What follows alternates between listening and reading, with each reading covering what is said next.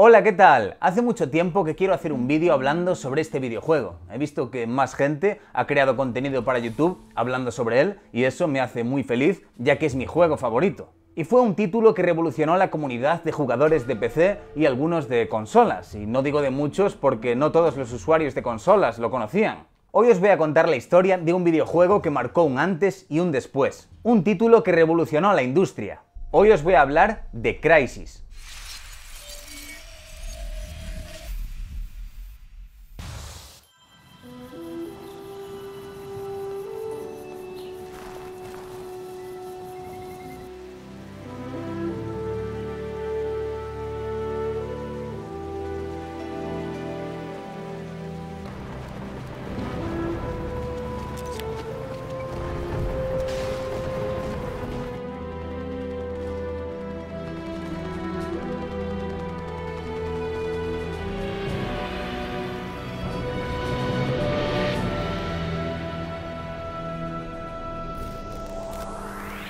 Desarrollado por Crytek y publicado por Electronic Arts, este título se lanzó al mercado el día 13 de noviembre del año 2007 y su apartado técnico estaba muy adelantado a su tiempo, años adelantado, muy por encima de cualquier otro juego que hubiese en PC en aquel momento y por supuesto muy superior a nivel gráfico a cualquier título disponible en videoconsolas en su día. De hecho, fue el rey a nivel gráfico durante varios años. Esto fue gracias a su motor gráfico CryEngine 2. Que lo dotaba de algunas técnicas y efectos visuales jamás vistos en un videojuego, al menos a ese nivel o de forma conjunta. CryEngine 2 is our next generation game development platform that allows you to develop killer quality games.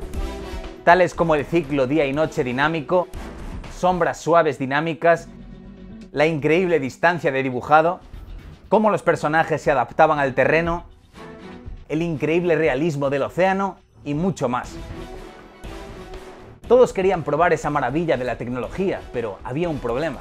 Y es que al momento de su lanzamiento, la grandísima mayoría de PCs que tenía la gente en su casa no tenían la potencia suficiente para poder correrlo en condiciones. Y para poder moverlo con todo, o con casi todo puesto al máximo, a una cantidad de frames por segundo decente, se necesitaba un PC de gama muy alta. Y no fue hasta 2 o 3 años después cuando mucha más gente pudo disfrutar de él en condiciones. Recuerdo que estaba en boca de todos en muchos foros, y había una gran cantidad de gente que le tenía manía. Decían que tan solo era como una demo técnica para poder apreciar todo el potencial del motor gráfico CryEngine 2, pero que como videojuego no valía nada.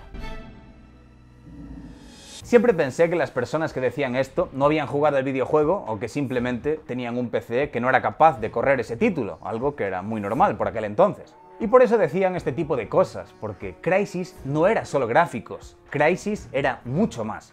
Era un mundo semiabierto, podríamos decir, y las posibilidades que teníamos a la hora de interactuar con todo lo que nos rodeaba eran enormes. Podíamos agarrar y lanzar cajas, contenedores de basura, carritos, barriles, piedras, pequeños bidones de gasolina e incluso los propios animales que nos íbamos encontrando, como pájaros, ranas, tortugas y demás.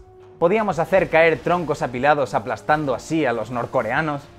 Y como gran parte del escenario era destruible, hasta podíamos romper las palmeras en pequeños pedazos, agarrar uno de esos pequeños trozos que nosotros mismos habíamos hecho y tirárselos a nuestros enemigos. Además de lanzar objetos a sus casetas, destruyéndolas, aunque lo mismo podíamos hacer agarrando y lanzando a los coreanos, algo que en lo personal me parece de las cosas más divertidas del videojuego. Y es que en este título te sientes como un semidios. Además de esto, Crysis era un título que podíamos jugarlo de varias maneras. O bien de forma sigilosa, marcando objetivos, acabando con todos los enemigos poco a poco, observando cómo se iban volviendo locos porque no sabían qué era lo que estaba pasando. O bien causando el caos y destruyendo todo nuestro paso. Esto era lo que me gustaba hacer a mí. Los NPCs actuaban de una forma u otra según cómo jugásemos. Nos rodeaban, pedían refuerzos, la inteligencia artificial era realmente buena. No como pasaba en la segunda entrega, donde los enemigos eran completamente imbéciles en muchas ocasiones. Una forma de saber si algo se hace con cariño y hay mimo puesto en ello es fijándonos en los detalles, y Crysis tenía muchos. Si nos acercábamos sigilosamente a una base enemiga, podíamos encontrarnos a un norcoreano fumando o incluso meando. Cuando disparabas al depósito de un vehículo y este empezaba a arder, los neumáticos explotaban debido al calor. Si le disparabas a las ramas u hojas de las palmeras o plantas, estas se movían en consecuencia. Si estabas en zonas nevadas, podías ver la humedad cristalizada en la mira del arma. Si estabas en el tejado de una caseta y le dabas un puñetazo al mismo y un pedazo de este caía sobre un enemigo, el enemigo se caía al suelo. Y todo esto en el año 2007. Era una locura. Pero, ¿y el argumento de qué iba este juego?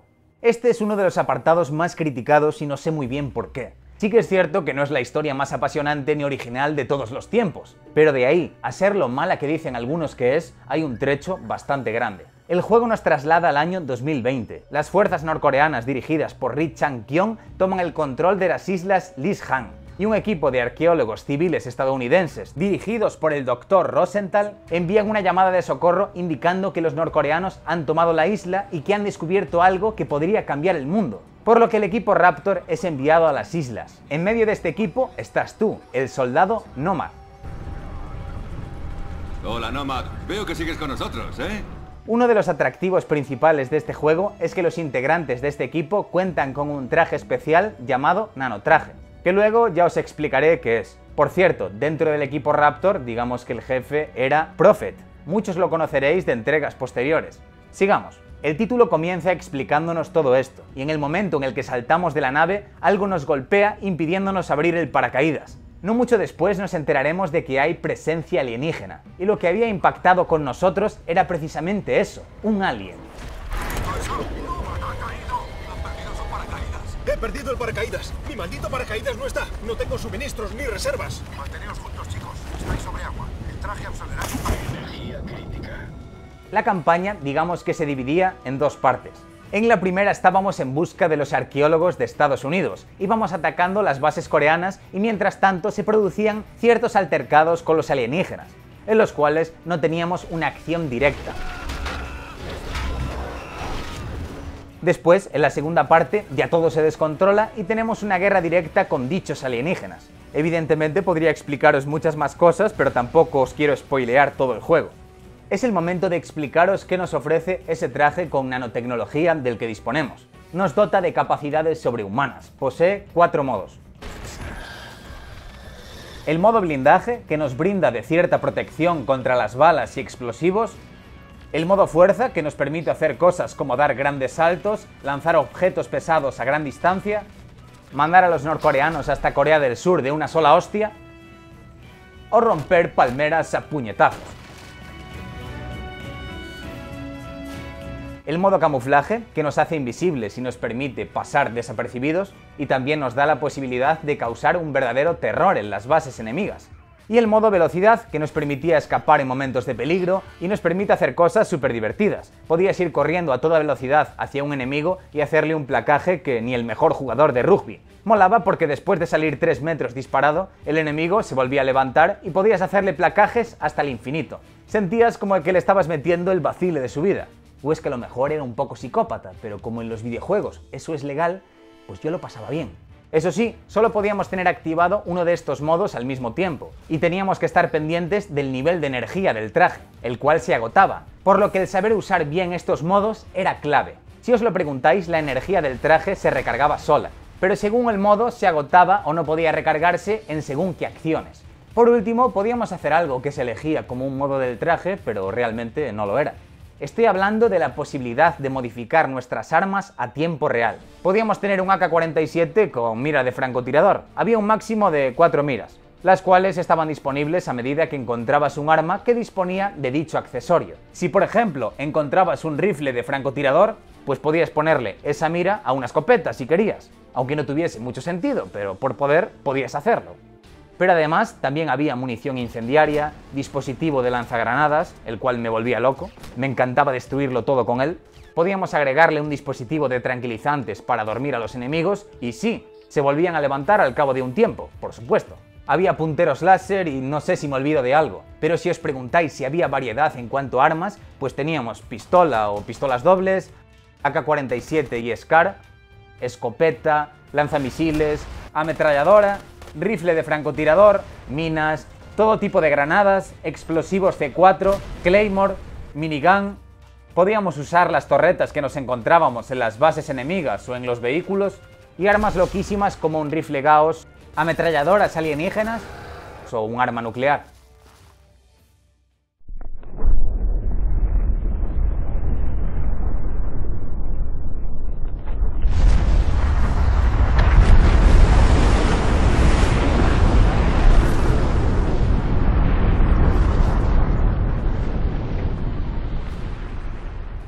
También podíamos utilizar diferentes vehículos como camionetas, lanchas, tanques y una nave. Y no solo era una delicia a nivel gráfico, sino que el apartado sonoro era de 10. Era brutal el sonido de los disparos, explosiones o el propio sonido ambiente. El juego no era perfecto, está claro. La conducción de los vehículos era lamentable, y había algunos bugs molestos a veces. Pero hay algo de lo que todo el mundo se quejaba y es que no podían disfrutar del juego poniéndolo con los gráficos al máximo. Ni siquiera en alto, o en otros casos, como el mío, ni siquiera en una calidad gráfica media. Además, si querías jugarlo con todo a tope tenías otro problema. Veréis, el título corría bajo la API DirectX 9 hasta la configuración gráfica alta. Pero si lo ponías en calidad gráfica muy alta, corría bajo DirectX 10. ¿Y cuál era el problema, os preguntaréis? Pues que para usar la API DirectX 10 necesitabas Windows Vista, un sistema operativo que consumía bastantes más recursos que el Windows XP, que era el que tenía la gran mayoría de los usuarios en aquel momento, por lo que era otro bache más para poder conseguir disfrutar de él con los gráficos al máximo. Y si tu sistema operativo era Windows Vista y tenías un PC que no era demasiado potente, pues estabas más jodido todavía en términos ya generales. Aunque fuese tan exigente en configuraciones altas y máximas, sí que es cierto que en equipos de gama media ya podíamos jugar. Y es que la calidad gráfica se podía reducir una barbaridad. Solo tenéis que ver la diferencia de calidad gráfica que hay entre tenerlo con todo puesto en bajo y con todo puesto en ultra. Aquí os estaré poniendo unas imágenes para que veáis el cambio que hay. Además, se podían hacer configuraciones personalizadas consiguiendo una calidad visual bastante buena sin necesitar un superordenador. Pero claro, estaba lejísimos de ser lo que era con todo puesto al máximo. Y es que jugarlo con todo a tope era un sueño para muchos de nosotros. Durante los años siguientes del lanzamiento de Crysis, la gente lo utilizaba como benchmark. Y es que cada vez que salía una tarjeta gráfica al mercado, o un procesador, o alguien se montaba un PC súper potente, la pregunta era, ¿pero puede mover Crysis?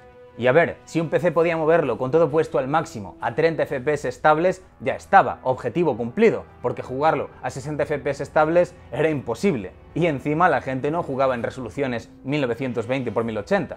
Mucha gente jugaba en monitores con un formato de imagen de 4 tercios de una resolución nativa bastante más baja. Y aún así, lo teníamos muy jodido.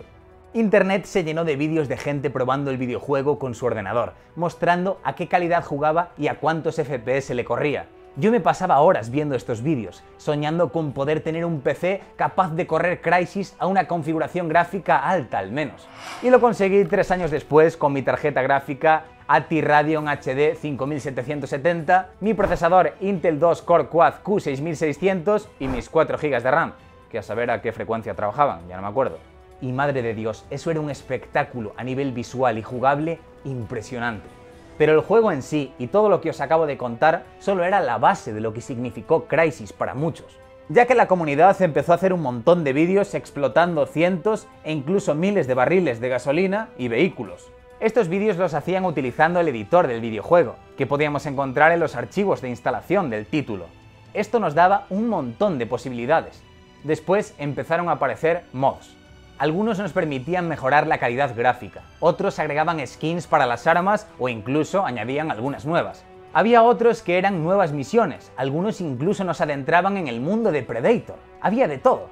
Pero la cosa iba más allá, ya que cuando existía todo esto ya se había lanzado otra entrega de la saga Crysis, que se lanzó 10 meses después. Estoy hablando de Crysis Warhead.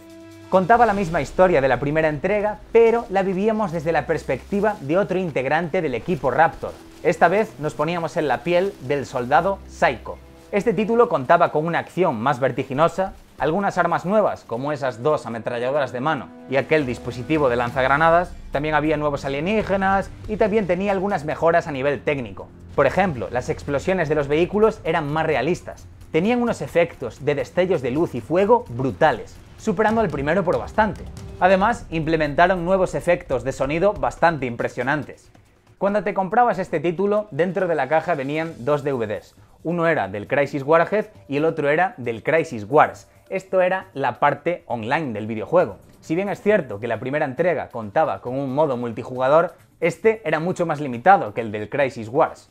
A partir del lanzamiento de este modo multijugador, la comunidad empezó a crear una cantidad de mapas increíble. Algunos imitaban mapas de otros títulos como Counter-Strike. Por otro lado, hacían cosas tan locas como poner pósters no por dentro de algunas casetas, carteles gigantes de Kim Jong-un, hacían que saliesen fuegos artificiales cuando se acababa una partida, pena que no conserve vídeos de esto. Pero también recuerdo cosas como entrar en un mapa donde había una discoteca en la cual sonaban canciones del momento como Infinity, la versión de Guru Josh Project. Y bueno, también hacían mapas para más de 100 jugadores, mapas navideños y un montón de locuras más. Era la hostia. Lo que le faltó al Crisis Wars fue un mejor soporte, un sistema de niveles y mucho más. Parecía que todo lo hacían los usuarios, de hecho era bastante así. Cuando GameSpy dejó de existir, el online de Crysis desapareció, y luego reapareció gracias a los usuarios, precisamente. De hecho, es posible jugar a día de hoy, hay vídeos en YouTube donde podemos ver a gente jugar. La última vez que jugué yo fue en 2016. Y si os pensabais que Crysis estaba muerto, estáis equivocados, esto no acaba aquí. Ya que hay un grupo de personas que le hicieron un reshade y le implementaron el Ray Tracing al título. Pero tengo que ver cómo instalarlo y luego ya haré un vídeo de esto aparte si os interesa. Creo que puede molar mucho. Todos los jugadores de PC pensábamos que era imposible que el primer Crysis apareciese en consolas. Pero el 4 de octubre de 2011 apareció para Xbox 360 y un día después para PlayStation 3. Y sí, por aquel entonces ya se había lanzado Crysis 2, tanto en consolas como en PC. Esta entrega usaba el motor gráfico CryEngine 3, y este motor fue el que se utilizó para poder adaptar el primer Crysis a las consolas. La versión de PC seguía siendo superior, pero oye, al menos había llegado a ser multiplataforma y más gente pudo disfrutar de él. La aparición de la saga Crysis en consolas era algo casi obligatorio, ya que el primero y el Warhead no habían vendido mucho, y crearlos no había sido algo económico precisamente. Todo el mundo hablaba de ellos, pero un montón de gente los pirateaba. Para mí Crysis 2 fue una decepción brutal. No es un mal juego, de hecho me parece un buen juego, pero ya no es Crysis. Al menos no es como el primero. Se siente diferente. Puede sentirse como la nueva era de Crysis, pero no es igual. Para empezar, era más lineal, más limitado a nivel de interacción con el entorno, el traje es diferente, es la versión 2.0 y solo te permite elegir entre el modo camuflaje o el modo blindaje. Y fue como un gran palo para mí como fan de la saga. Aunque sí añadieron cosas nuevas que molaban, como poder patear coches, ir corriendo para después tirarte al suelo y disparar mientras te estabas deslizando, o tener la posibilidad de ir mejorando el traje poco a poco. Y sí, se podían seguir personalizando las armas a tiempo real. De todas formas, el conjunto, en mi opinión, fue bastante peor de lo que ofrecía el primero. Supongo que se quisieron adaptar a un público más general, cambiando un poco la manera de jugar y no yendo demasiado lejos a nivel técnico como hicieron en la primera entrega. Esta vez hicieron un juego con unos gráficos brutales, pero que no fue tan impactante como fue el primero en su día. Entiendo que Crytek quisiera pasarse también a las consolas y no dejar a Crysis como un exclusivo de PC, ya que el tema de videojuegos en PC estaba muy jodido por aquel entonces. La piratería estaba en auge. De hecho, yo llegué a pensar que muchas desarrolladoras dejarían de hacer juegos para PC porque todo el mundo los pirateaba. Pero el tema de mi decepción con Crysis 2 no queda aquí. Encima, cuando se lanzó corría bajo la API DirectX 9. El primero en las configuraciones gráficas máximas utilizaba la API DirectX 10. Y encima tenía más ajustes gráficos que la segunda entrega. Eso sí, más adelante salió un parche DirectX 11 para Crysis 2 y esto calmó un poco el enfado de los usuarios de PC. Y en 2013 llegaría Crysis 3, que si bien me gustó al igual que el segundo, lo dicho, ya no era lo mismo. Realmente yo no le echo la culpa a las consolas de este cambio. Claro que en PC puedes ir más allá a nivel técnico, pero la culpa fue de Crytek, ya que si sacaron el primero en consolas, podían hacer la segunda y tercera entrega manteniendo el mismo traje al menos, y siendo menos lineal. Con eso casi que estaría satisfecho. Y eso es todo. Si veo mucho apoyo en este vídeo, puede que le haga una segunda parte, es muy posible. En ella probaríamos mods, el editor, veríamos el tema del Ray Tracing en la primera entrega y podría hablar más en profundidad del Crysis 2 y el Crysis 3. Recordad que abajo en la descripción tenéis el link para participar en el sorteo de una key de GTA V para Steam. Nada más, espero que os haya gustado este vídeo tan diferente. No suelo hablar de videojuegos, pero es que este en concreto me apasiona y creo que está muy relacionado con el ámbito de los jugadores de PC y espero haberos transmitido esa emoción que sentí yo mientras lo hacía. Así que, pues nada, nos vemos en el siguiente vídeo. ¡Chao!